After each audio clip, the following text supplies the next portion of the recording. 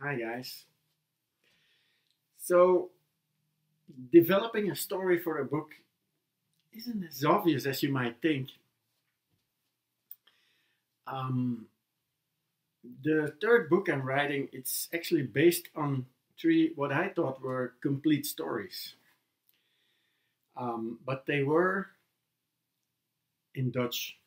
They were written, I think I said this before, somewhere at the end of the 80s, beginning of the 90s. The one I'm rewriting now is written, I think, even 91 or something. But I mean, I with translating them to English, I embellished them a bit. And the first story was rather complete. It was a story about 105 pages that turned out to be, I think, 125, 130 pages more or less. And it was kind of complete, except that in the translation, it changed a bit. I read the story before I started translating it, and then I had some ideas with it. I played with some ideas, and people who would appear in the next stories died, so I had to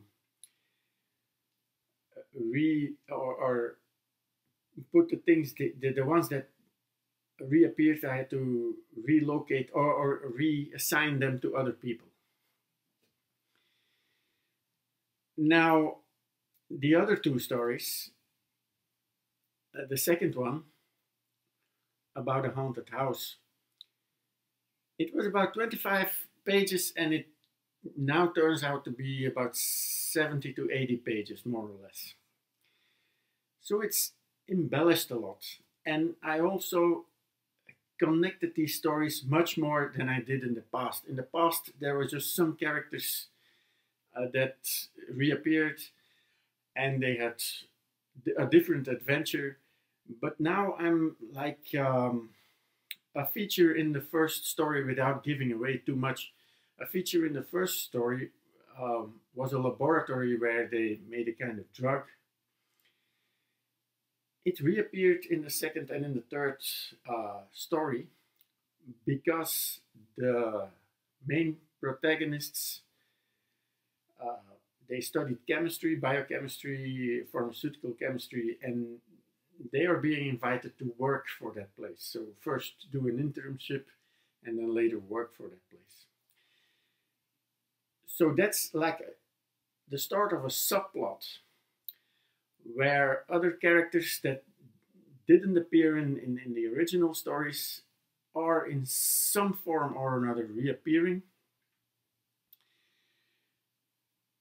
and it's going somewhere and I don't know where yet. And that's a bit the problem. It's like an organic process that the story isn't complete. I don't know exactly where the story goes to, and therein lies a little problem. Because a lot of series, like on Netflix or series from the past, sometimes they kind of cross like a border. They have like this fantastic idea,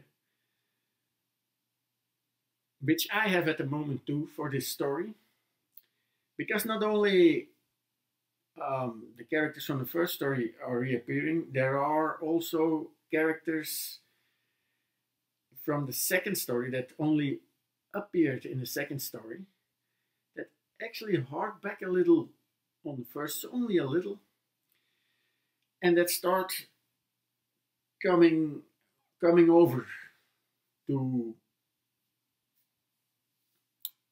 the rest of the stories. And there is kind of a subplot forming that will be that supposedly comes together in the last book. I'm envisioning a trilogy, and it's sort of in the last story of the last book. It sort of has to come together, but I don't know how yet. So I don't even know my own story where it's going to end up. And it's a bit fascinating and it's a bit scary too. And I have this idea, this fantastic idea about a road that these stories could go to, but it's rather radical. And I found, for me personally, in series that suddenly take a radical turn, where the demeanor and stuff of these series suddenly changes a bit, I don't really like that. So I don't know if and in what a quantity or in how a big impact that fantastic idea is gonna have in my story. So I wanted to kind of explain this a little bit, that the writing process isn't as straightforward as many people might think. So what's going to happen? I know. I mean, I have other story. I think I have other 2 or 3 stories lined up from the same characters that is going to have to be translated and rewritten into English, and they're going to have these subplot lines incorporated in them, because there is one rather substantial story that is sort of finished, but with the rest coming together. I mean, we're gonna see. I envision a trilogy called the William Parker Chronicles. I'm writing part 1. It has 3 separate stories in it that, as I said, are linked a lot more than I envisioned, or that I written in the past. And I myself am, well, a bit curious to see where this all is gonna end. And it's gonna end. It's gonna come together. It happened with the first book, where I had 2 fairly lined out stories with an enormous gap between them that I had to fill with another story. They are actually 3 stories from 3 different timelines, and it came together. In the end, it all came together pretty nicely, although I say it myself. But still, it's a bit scary, it's a bit exciting, and it's what writing is all about for me anyway. So I'm hoping you liked this video. You can leave a like, you can share it.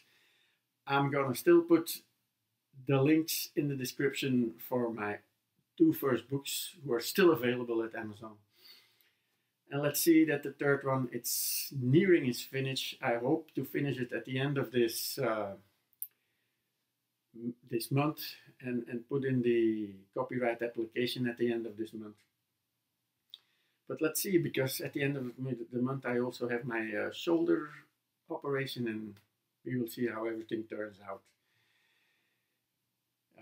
in the end, in the future. So I hope you're all good. I hope your family is okay. And I will see you next time.